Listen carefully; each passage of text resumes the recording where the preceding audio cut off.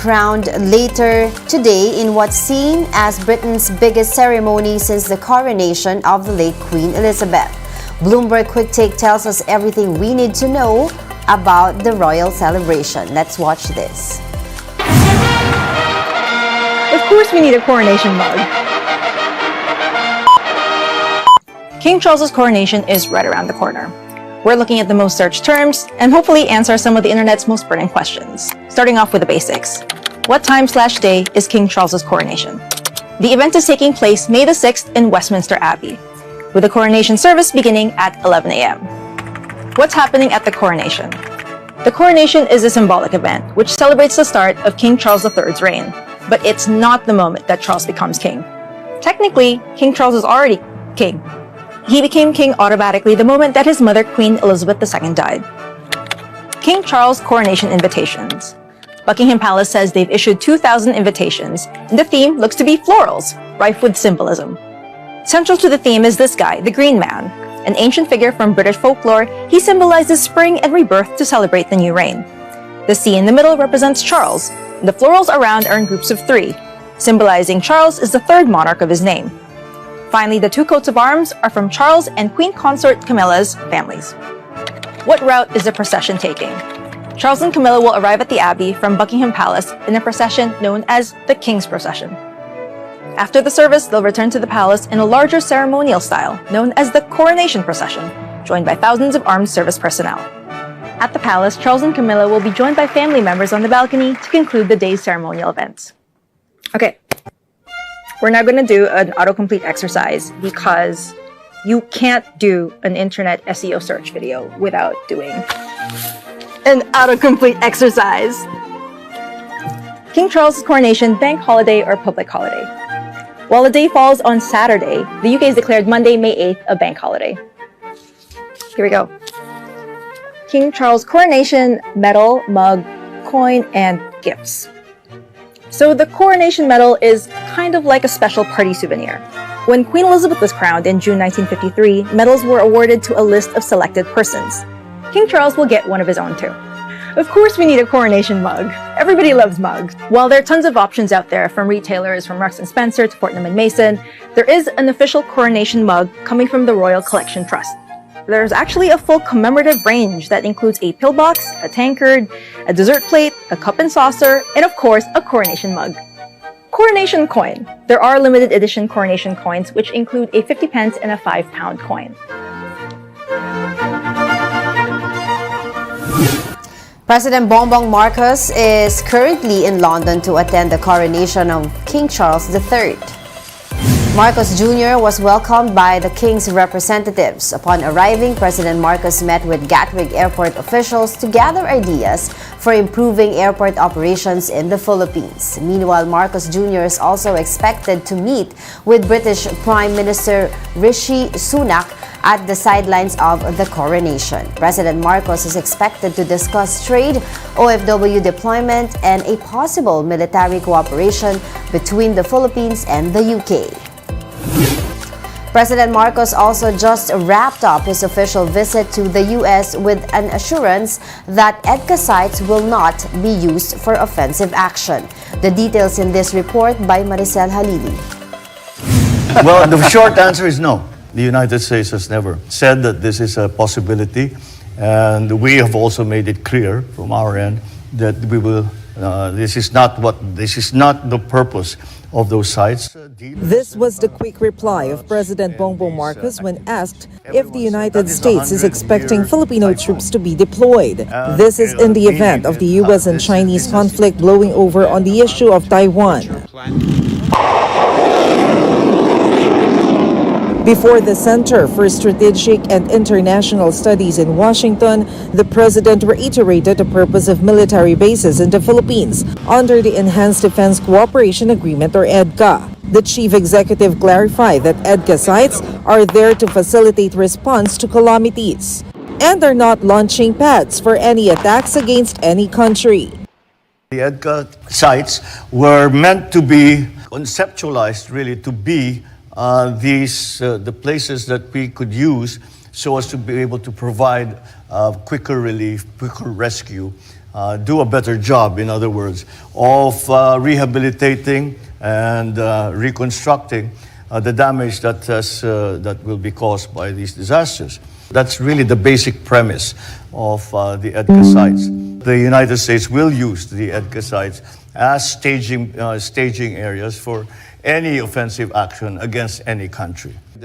But as relations As of between the today, Philippines and the two of United those States very grow high-ranking warmer by the day, generals- there's China that remains cold to the idea of partnerships playing out at the expense of peace in already tensed regions. Chinese Foreign Ministry spokesperson Mao Ning said that they are opposed to any alliances aimed at meddling in territorial disputes, insisting that the South China Sea is not a hunting ground for any nation. President Marcos is all for the resolution of sea disputes through keeping lines of communication open, even a direct hotline between Manila and Beijing. I suggested that we institute a system wherein we have a direct contact, one president to the other. If I cannot speak, for example, to President Xi himself, I have someone that I can pick up the phone and call who I know and I have confidence in making my message arrive to the president. And this works, of course, both ways. Marcos Jr. also did not feel alluded to by the recent statement of China. I think that kind of statement was directed more towards the United States than it was for the Philippines. I think the Philippines' actions are in continuing to strengthen our capabilities, to continue to find and forge partnerships with the United States, and both in the governmental sector and also with the private corporations that we have spoken to.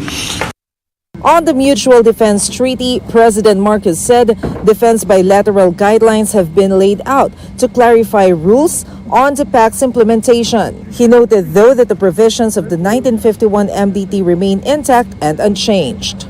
We're not yet there. What we did in this trip and what we have managed to formulate are the guidelines pa lang doon sa mga magiging provision at saka magiging detalye. PBBM's 5-day official visit to Washington supposedly yielded investment pledges worth around $1.3 billion. Before ending his U.S. trip, the president honored unknown soldiers at the Arlington National Cemetery. The president will be in the UK until May 6th before flying back to Manila. For News 5, Maricel Halili, We Are One News. We'll be back with more stories after the break. Keep it here on One News.